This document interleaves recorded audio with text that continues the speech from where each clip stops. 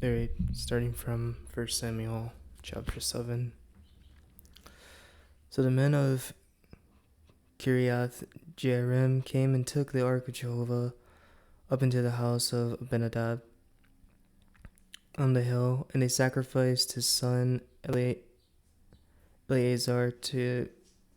Nope. And they sanctified his son Eleazar to guard the ark of Jehovah. A long time elapsed, 20 years in all, from the day of the ark's coming to Kiriath Jearim, and all the house of Israel began to seek after Jehovah. Samuel then said to all the house of Israel, "If you are returning to Jehovah with all your heart, put away the foreign gods and the Ashtoreth images from among you, and direct your heart unswervingly to Jehovah and serve him only, and he will rescue you from the hand of the Philistines." At that the Israelites got rid of the Baals and the Ashtoreth's images, and served only Jehovah. Then Samuel said, "Gather all Israel together at Mizpah, and I will pray to Jehovah in your behalf." So they gathered together at Mizpah, and they drew water and poured it out before Jehovah, and kept a fast on that day. There they said, "We have sinned against Jehovah," and Samuel began serving as judge over Israel in Mizpah.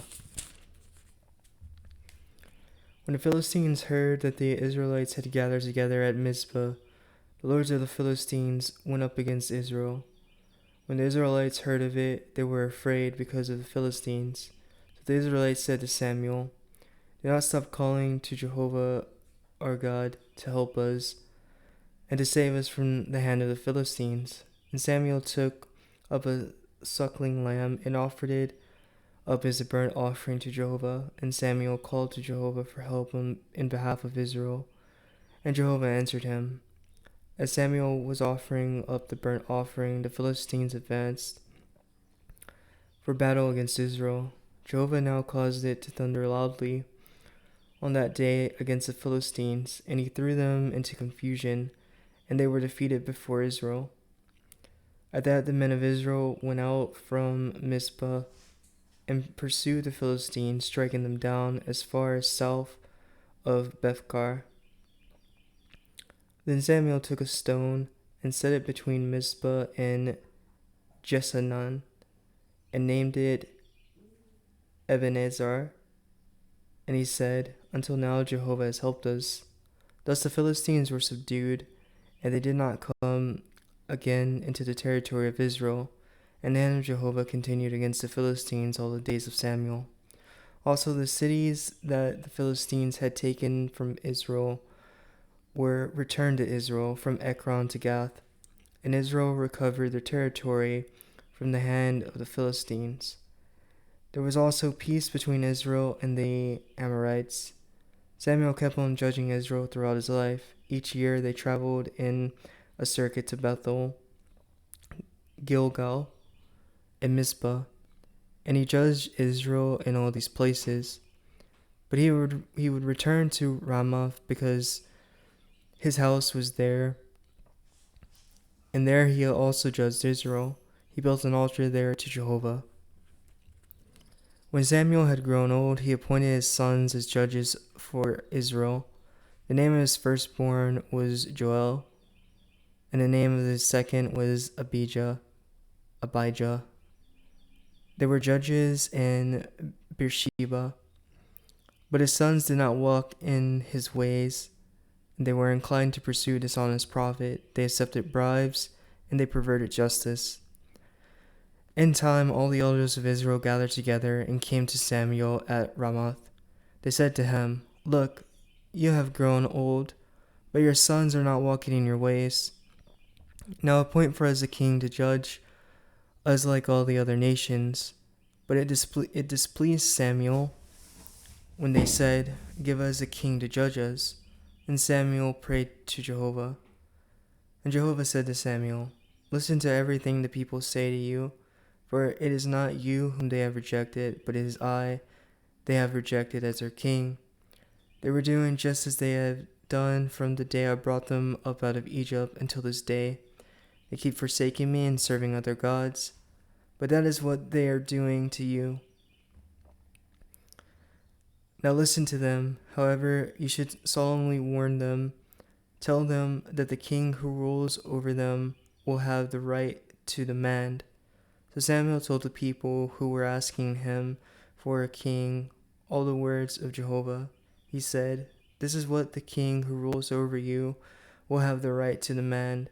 He will take your sons and put them in his chariots and make them his horsemen, and some will have to run before his chariots, and he will appoint for himself chiefs over thousands and chiefs over fifties. And some will do his plowing, reap his harvest, and make his weapons of war, and equipment for his chariots. He will take your daughters to be ornament, mixtures, cooks, and bakers. He will make the best of your fields, your vineyards, and your olive groves, and he will give them to his servants. He will take the 10th of your grain fields and your vineyards, and he will give it to his court officials and his servants. And he will take your male and female servants, your best herds, and your donkeys, and he will use them for his work. He will take the 10th of your flocks, and you will become his servants. The day will come when you will cry out because of the king you have chosen for yourself, but Jehovah will not answer you in that day." However, the people refused to listen to what Samuel told them, and they said, "No, we are determined to have a king over us. Then we will be like the other nations, and our king will judge us and lead us and fight our battles." After Samuel heard all the words of the people, he repeated them in the hearing of Jehovah. Jehovah said to Samuel, "Listen to them and appoint a king to reign over them." Samuel then said to the men of Israel, "Each of you should return to his city." There was a band of Benjamin named Kish, son of Abiel, the son of Zeror, son of Bechorath, son of Aphiah, a Benjaminite, and a very wealthy man. He had a son named Saul, who was young and handsome. There was no man among the Israelites more handsome than he, and he stood head and shoulders taller than all the people. When the donkeys belonging to Saul's father Kish got lost, Kish said to his son Saul, "Please take with you one of the attendants and go look for the donkeys." They passed through the mountainous regions of Ephraim and through the land of Shalisha, and they did not find them. They traveled through the land of Shalalim, but the donkeys were not there. They passed through the entire land of the Benjaminites, and they did not find them. They came into the land of Zuph, and Saul said to his attendant who was with him, "Come, let us return, so that my father does not start worrying about us rather than the donkeys." But the attendant replied, "Look, there is a man of God in the city, a man who is held in honor. All that he says is sure to come true. Let us go there now. Perhaps he can tell us which way to go." At this Saul said to his attendant, "If we go, what can we take to the man? There is no bread in our bags. There is nothing to take as a gift to the man of the true God. What do we have?" So the attendant answered Saul again, "Look, there is a quarter of a shekel of silver in my hand. I will give it to the man of the true God, and he will tell us which way to go." In former times in Israel, this was what a man would say when going to seek God. "Come, and let us go to the seer." For the prophet of today used to be called a seer in former times. Then Saul said to his attendant, "What you said is good, let us go." So they went to the city where the man of the true God was. While they were going up the ascent to the city, They met girls going out to draw water. So they said to them, "Is the seer in this place?"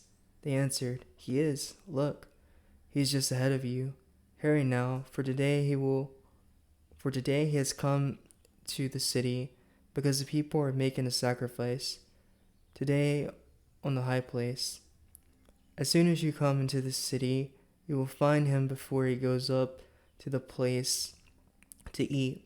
The people will not eat until he comes, for he is the one who blesses the sacrifice.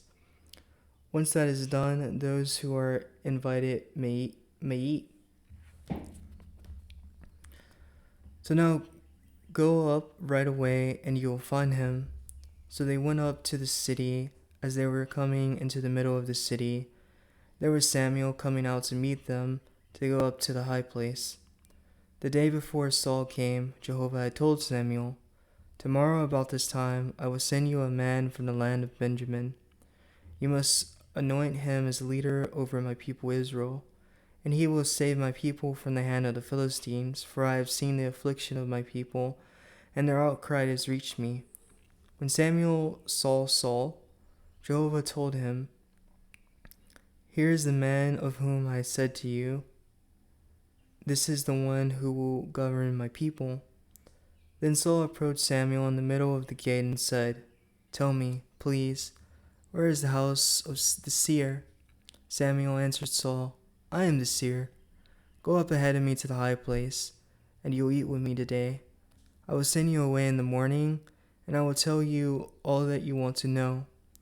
As for the donkeys that were lost 3 days ago, do not worry about them, for they have been found. And to whom does all the desirable of Israel belong? Is it not to you and to the house of your father?" At this Saul answered, "I am not a Benjaminite. Am I not the Benjaminite of the smallest of the tribes of Israel, and my family the most insignificant of all the families of the tribe of Benjamin? So why have you spoken to me in this way?" And Samuel took Saul and his attendant and brought him to the dining hall and gave them a place at the head of those invited. There were about 30 men. Saul said to the cook, "Bring the portion that I gave you and told you. Set it aside." At that the cook lifted up the leg and what was on it and set it before Saul. And Samuel said, "What has been reserved has been set before you. Eat, because they have reserved it for you for this occasion. For I told them, I invited guests." So Saul ate with Samuel on that day. Then they went down from the high place to the city, and he continued to speak with Saul on the housetop. They arose early, and at daybreak Samuel called to Saul on the housetop, saying, "Get ready, so that I may send you away." So Saul got ready, and both he and Samuel went outside. While they were descending toward the outskirts of the city, Samuel said to Saul, "Tell the attendant to go on ahead of us." So he went on ahead, "But you stand still now, so that I may let you hear the word of God." Samuel then took the flask of oil and poured it out on Saul's head. He kissed him and said, "Has not Jehovah anointed you as a leader over his inheritance? When you leave me today, you will find 2 men near the tomb of Rachel, in the territory of Benjamin, at Zelzah. And they will say to you, 'The donkeys that you went to look for have been found.' But now your father has been forgotten about the donkeys and is worried about you. He is saying, 'What should I do about my son?' Go on from there until you come to the big tree in Tabor, where you will meet 3 men going up to the true God at Bethel, one carrying 3 young goats, one carrying 3 loaves of bread, and one carrying a large jar of wine. They will ask about your welfare and give you 2 loaves, and you must accept the loaves from them. After that, you will come to the tree of the true God. where there is a garrison of the Philistines. When you come to the city, you will meet a group of prophets coming down from the high place, and a string instrument, and tambourine, and flute, and harp will be played ahead of them while they are prophesying. The Spirit of Jehovah will empower you, and you will prophesy along with them, and be changed into a different person. When these signs have taken place, do whatever your hands find possible, because the true God is with you. Then go down ahead of me at Gilgal, and I will go down to you there to offer up burnt sacrifices and communion sacrifices. You should wait for 7 days until I come to you. Then I will let you know what you should do. As soon as Saul turned around to leave Samuel, God began changing his heart to be like that of someone else. And all the signs came true on that day. So they went from there to the hill, and the group of prophets met him. At once the Spirit of God empowered him, and he began to prophesy among them. When all those who previously knew him saw him prophesying with the prophets, they said to one another, "What has happened to the son of Kish? Is Saul among the prophets?" Then a man from there said, "But who is their father?" So it became a saying, "Is Saul also among the prophets?" When he finished prophesying, he came to the high place.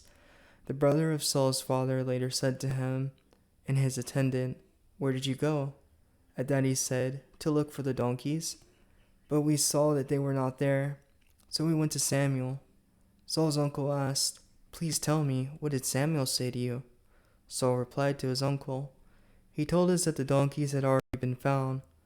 But Saul did not tell him what Samuel said about the matter of the kingship. Samuel then called the people together to Jehovah at Mizpah, and said to the Israelites, "This is what Jehovah, the God of Israel, says. It was I who brought up Israel out of Egypt, and who rescued you from the hand of Egypt, and from the hand of all the kingdoms that were opposing you. But today you have rejected your God, who was your Savior, out of all your evils and distresses, and you said, 'No, you should appoint a king over us.' Now take your stand before Jehovah and your tribes and your thousands." So Samuel had all the tribes of Israel draw near, and the tribe of Benjamin was selected. Then he had the tribe of Benjamin draw near by its families, and the families of the Matrites was selected. Finally, Saul the son of Kish was selected. But when they went to look for him, he was nowhere to be found. So they inquired of Jehovah, "Has the man come here yet?" Jehovah answered them, "There he is hiding himself among the luggage." So they ran and brought him from there. When he stood in the middle of the people, he was head and shoulders taller than all the other people. Samuel said to all the people, "Do you see the one whom Jehovah has chosen, that there is none like him among all the people?" And all the people began to shout, "Long live the king." Samuel spoke to the people. Hold on, I'll be right back.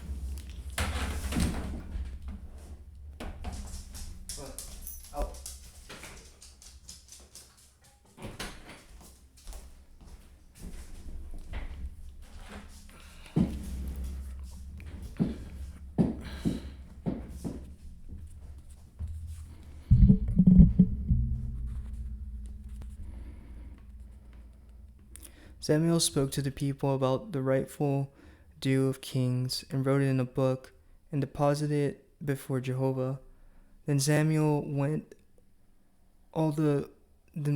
sent all the people away, everyone to his house. Samuel also went to his home in Gibeah, accompanied by the warriors whose hearts Jehovah had touched. But some worthless men said, "How will this one save us?" So they despised him, and they did not bring any gift to him, but he said nothing about it. Then Nahash the Ammonite came up and camped against Jabesh in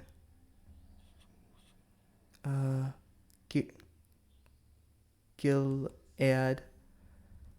All the men of Jabesh said to Nahash, "Make a covenant with us, and we will serve you."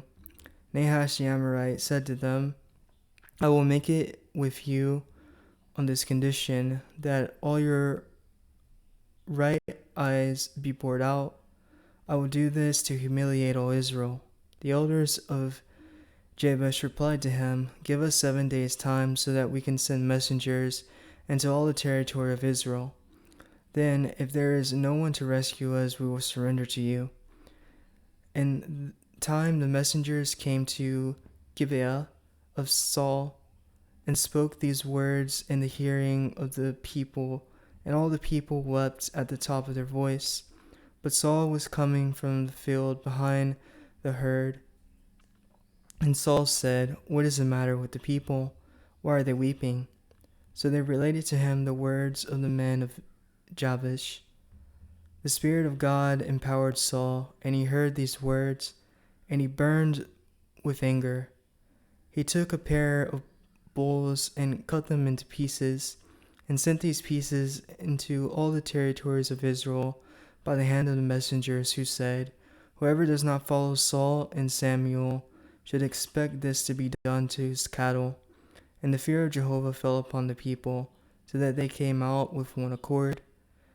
Then he counted them in Bezek, and there were 300,000 Israelites and 30,000 men of Judah.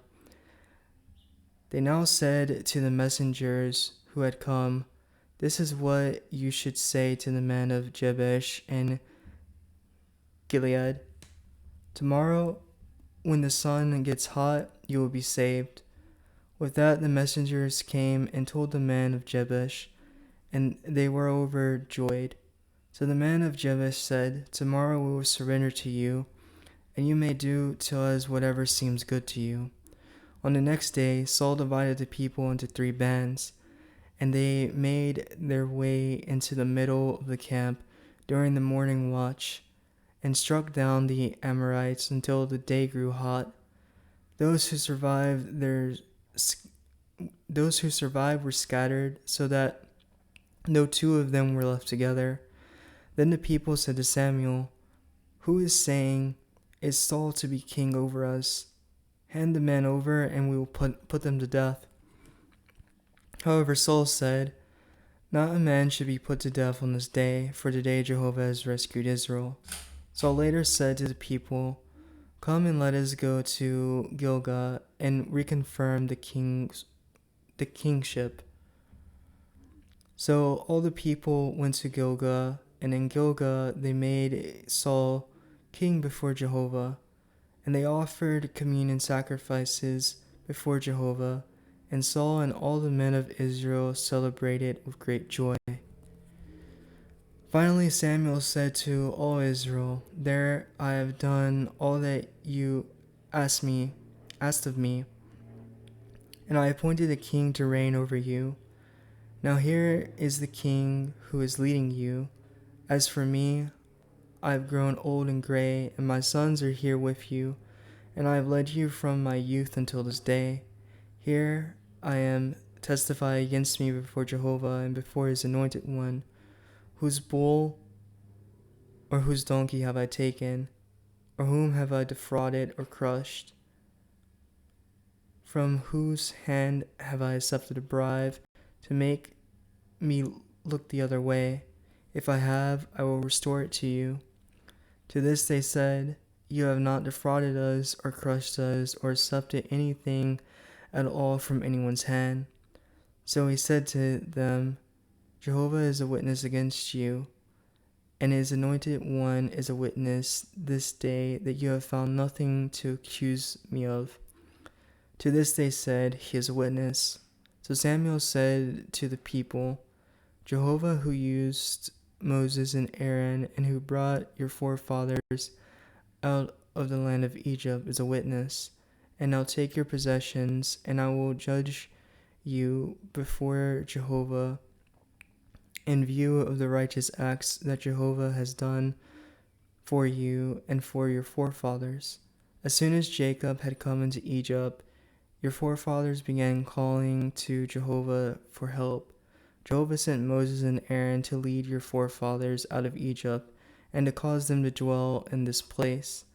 But they forgot Jehovah their God, and he sold them into the hand of the Sisera, the chief of the army of Hezron, into the hand of the Philistines, and into the hand of the king of Moab, and they fought against them. And they called to Jehovah for help, and said, We have sinned, for we have left Jehovah to serve the Baals and the Ashtoreth images. Now rescue us out of the hand of our enemies, so that we may serve you. And Jehovah sent Jerubbaal and Bedan and Jephthah and Samuel to rescue you from the hand of the enemies all around you, so that you could live in security. When you saw that Nahash, the king of the Ammonites, had come against you, you kept saying to me, No, we are determined to have a king over us, even though Jehovah your God is your king. Now here is the king whom you have chosen, and the one you asked for. Look, Jehovah has appointed a king over you. For if you fear Jehovah and serve him and obey his voice, and you do not rebel against the order of Jehovah, and both you and the king reigns over you, follow Jehovah your God, fine. But if you do not obey the voice of Jehovah, and you rebel against the order of Jehovah, the hand of Jehovah will be against you and your fathers. Now take your positions and see this great thing that Jehovah is doing before your eyes. Is it not the wheat harvest today? I will call on Jehovah and make it thunder and rain. Then know and understand what an evil thing you have done in the eyes of Jehovah when asking for a king for yourselves. At that Samuel called to Jehovah, and Jehovah made it thunder and rain on that day, so that all the people were greatly in fear of Jehovah and of Samuel. And all the people said to Samuel, Pray to Jehovah your God, your servants, as we do not want to die. For we have added to all our sins another evil by asking for a king. So Samuel said to the people, Do not be afraid. You have indeed done all this evil, only do not turn away from following Jehovah and serve Jehovah with all your heart. Do not turn away from following the empty things. Each are of no benefit and cannot rescue because they are empty. For the sake of his great name, Jehovah will not abandon his people, for Jehovah has taken it upon himself to make you his people. As for me, it is unthinkable for me to sin against Jehovah by ceasing to pray in your behalf, and I will continue to instruct you in the good and right way. Only fear Jehovah and serve him faithfully with all your heart, for see what great things he has done for you. But if you flagrantly do what is bad, you will be swept away, both you and your king. Samuel was years old when he became king. Saul was years old when he became king, and for 2 years he reigned over Israel. Saul chose 3,000 men out of Israel. 2,000 of these were with Saul at Michmash, and in the mountainous regions of Bethel, and 1,000 were with Jonathan at Gibeah of Benjamin. He sent the rest of the people away, each one to his tent. Then Jonathan struck down the garrison of the Philistines that was in Geba, and the Philistines heard about it. And Saul had the horn blown throughout all the land, saying, Let the Hebrews hear. All Israel heard the news. Saul has struck down the garrison of the Philistines, and now Israel has become a stench among the Philistines. So the people were summoned to follow Saul at Gilgal. The Philistines also gathered together to fight against Israel, with 30,000 war chariots and 6,000 horsemen, and troops as numerous as the grains of sand on the seashore. Yet they went up and camped in Michmash, to the east of Bethaven, and the people of Israel saw that they were in trouble, because they were hard pressed, so the people hid in the caves and hollows, the crags, the cellars, and the cisterns.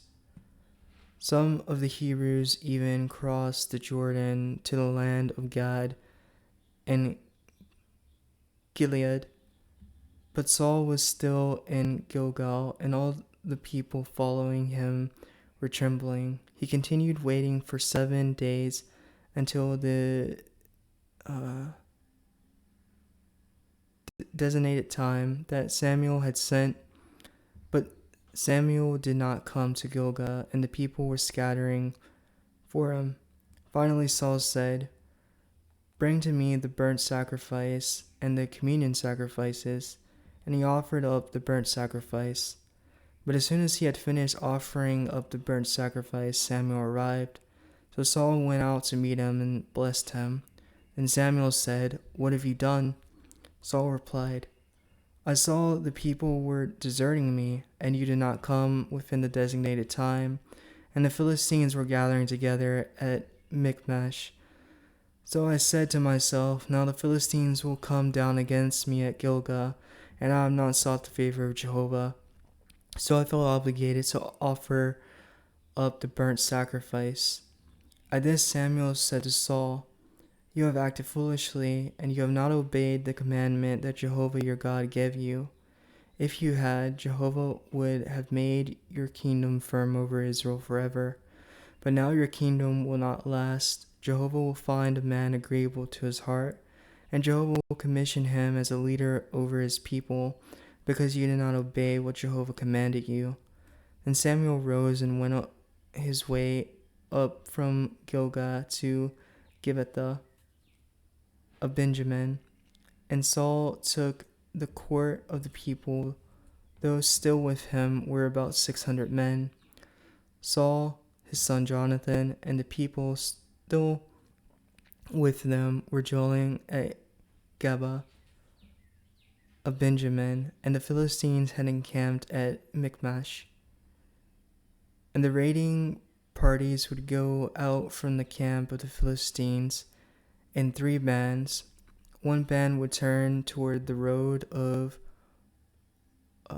Ophrah to the land of Shual. Another band would turn toward the road of Beth-horon, and the third band would turn toward the road leading to the boundary that overlooks the valley of Zeboim toward the wilderness. Now there was not a metal worker to be found in all the land of Israel, because the Philistines had said, "So that the Hebrews may not make swords or a spear." And all the Israelites had to go down to the Philistines to get their plowshares, mattocks, axes, and sickles sharpened. The price of sharpening was a pim for the plowshares, and for the mattocks, for the 3-toed instruments, for the axes, and for the fixing fast of oxgod. And on the day of battle, not a sword or a spear was found in the hand of any of the people who were with Saul and Jonathan. Only Saul and his son Jonathan had weapons. Now a garrison of the Philistines had gone out to the Ravin pass of Michmash. On the day Jonathan, the son of Saul, said to the attendant carrying his weapons, "Come and let us cross over to the Philistines' outpost on the other side." But he did not tell his father. Saul was staying on the outskirts of Gibeah under the pomegranate tree in Migron, and there were about 600 men with him. And Ahijah, the son of Ahitub, the brother of Ichabod, the son of Phinehas, the son of Eli, the priest of Jehovah of Shiloh, was carrying the ephod, and the people did not know that Jonathan had gone. Now between the passage that Jonathan was trying to cross over to reach the outposts of the Philistines, there was a two-flight crag on one side and a two-flight crag on the other side. The name of the one was Bozez, and the name of the other was Senath. The one crag was a pillar on the north facing Michmash, and the other was on the south facing Geba.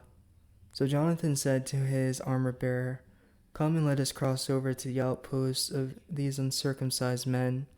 Perhaps Jehovah will act in our behalf, for nothing can hinder Jehovah from saying by many or by few." And at this his armor-bearer said to him, "Do whatever your heart impels you to do. Turn wherever you wish, and I will follow you wherever your heart impels you." Then Jonathan said, "We will cross over to those men and reveal our presence to them. If they say to us, 'Stand still until we come to you,' we will stand where we are and not go up to them. But if they say, 'Come up against us,' we will go up, because Jehovah will give them into our hand. This will be our sign." Then both of them revealed their presence to the outposts of the Philistines. The Philistines said, "Look, the Hebrews are coming out from the holes where they have been hiding." So the men of the outposts said to Jonathan and his armor-bearer, "Come up to us, and we will teach you a lesson." At once Jonathan said to his armor-bearer, "Follow me, for Jehovah will give them into the hand of Israel."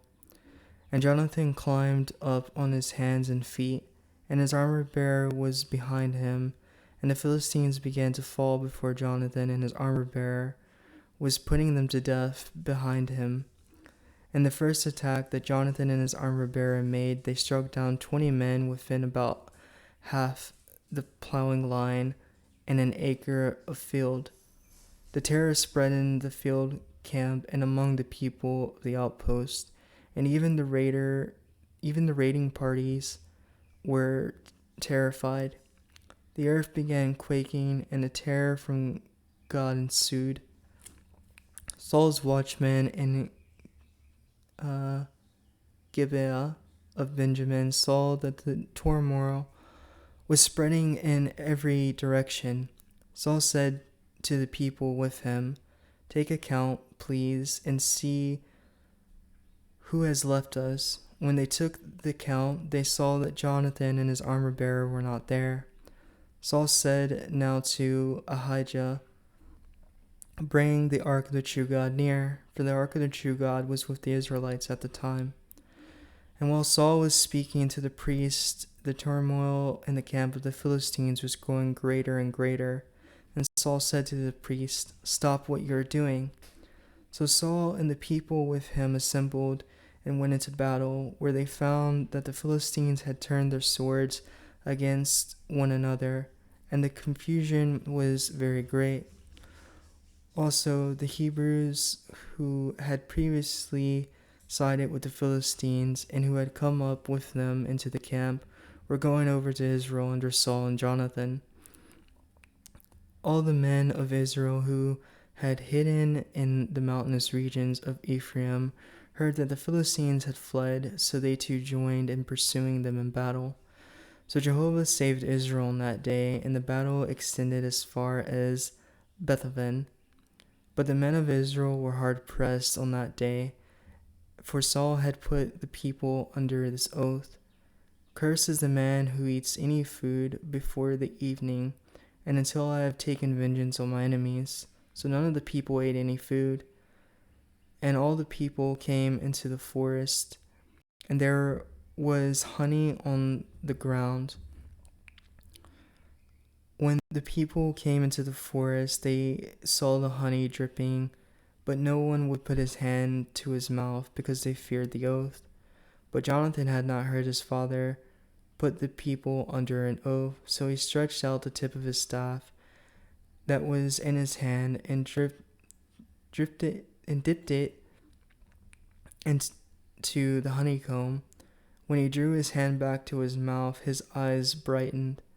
At this, one of the people said, "Your father put the people under a strict oath, saying, 'Cursed is the man who eats food today.' That is why the people were so tired."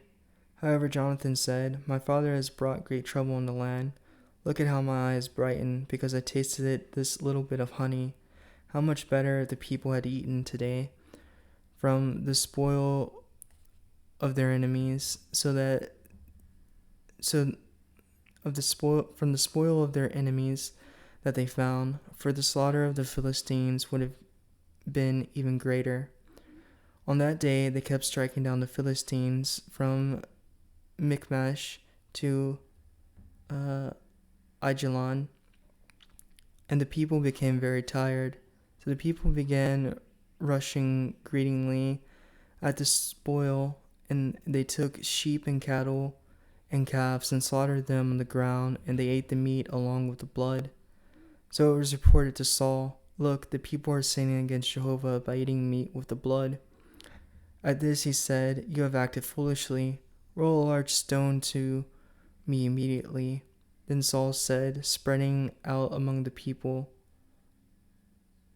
and say to them, "Each of you must bring his bull and his sheep and slaughter them here, and then eat them. Do not sin against Jehovah by eating meat with the blood." So each of them brought his bull with him that night and slaughtered it there. And Saul built an altar to Jehovah. This was the first altar he built to Jehovah. Saul later said, "Let us go down after the Philistines by night and plunder them until the morning light. We will not leave a single survivor." To this they said, "Do whatever seems good in your eyes." Then the priest said, "Let us approach the true God here." And Saul inquired of God, "Should I go down after the Philistines? Will you give them into the hand of Israel?" But God did not answer him on that day. So Saul said, "Come here, all you chiefs of the people, and find out what sin has been committed today. For as surely as Jehovah is alive, who rescued Israel, even if it turns out to be Jonathan, my son, he must die." But none of the people would answer him. Then he said to them, "To all Israel, you will be on one side, my son Jonathan and I will be on the other." To this the people said to Saul, "Do whatever seems good in your eyes." Saul then said to Jehovah, "O God of Israel, answer with the Thummim." Then Jonathan and Saul were selected, and the people went free. Saul now said, "Cast lots to decide between me and my son Jonathan." And Jonathan was selected. Then Saul said to Jonathan, "Tell me, what have you done?" So Jonathan told him, "I merely tasted a little honey on the tip of the staff in my hand. Here I am ready to die." At this Saul said, Thus may God do, and may add to it, if you do not die, Jonathan."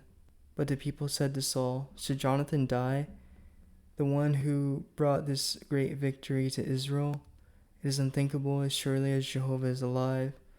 Not even a single hair of his head should fall to the ground, for it was with God that he acted this day." With that, the people rescued Jonathan, and he did not die.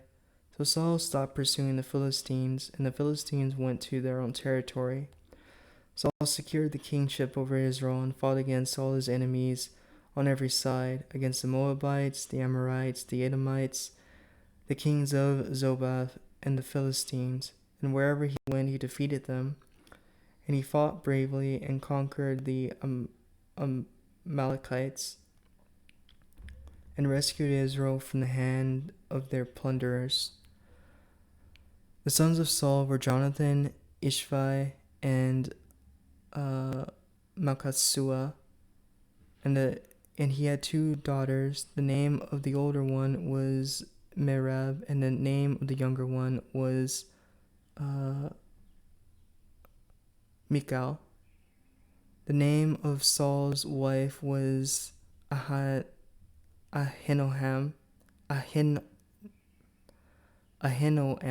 the daughter of Ahimaaz. The name of the chief of his armory was Abner, the son of Ner, the uncle of Saul. Kish was the father of Saul, and Ner, the father of Abner, was the son of Abiel. There was fierce warfare with the Philistines all the days of Saul. When Saul saw any strong or courageous man, he would recruit him into his service. Alright, that's all I'm going to read for today. Thanks for listening.